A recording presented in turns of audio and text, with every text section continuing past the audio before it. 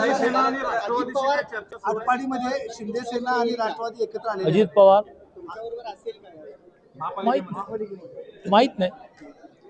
कसं आहे की 39ला आम्ही थांबायला नको होतं. जवळजवळ 11 जागा, आत्ता माझ्याकडे चार्ट 11 जागा अशा आहेत की ज्या 10 मताने गेल्या. शिवसेनेने 1300 मतं घेतली, शिवसेनेने 645 घेतली, कुठे 55 गेल्या, नोटा 1400 पडला. असं आहे ते.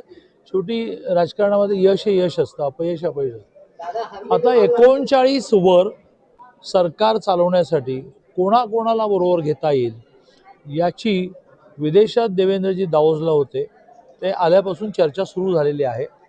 आमच्याकडे असे सगळे कृषियल निर्णय आम्ही देवेंद्रजीशी नेऊन भिडवतो की तुम्ही काय तो निर्णय करा. कारण असं राज्यकर्ताच महाराष्ट्रामध्ये जन्माला आला नाही की ज्याने भल्या भल्यांना ठिकाणावर आणलं.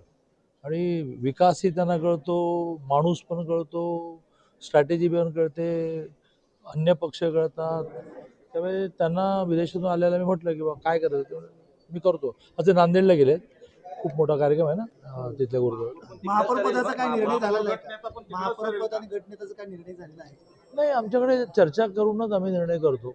होईल. आणि महापौरचा तर वेळ आहे, आपण 10 तारीख मिळवली ना महापौरची. सर्वात तुम्हीच म्हटलं दादा की शिंदे सेना आमच्या सोबत येईल, त्यांचं आमचे संख्याबळ 41 झालेलं आहे. तुम्हीच म्हटलं होतं शिंदे सेनेचे मंत्री म्हणतात की आमची तशी काही चर्चा झालेली नाही, आम्ही पाठीबाबत अद्याप काही निर्णय नाही. शंभूराजे देशांनी असं आहे की अंदाज आणि वस्तुस्थिती हे दोन वेगळे शब्द आहेत.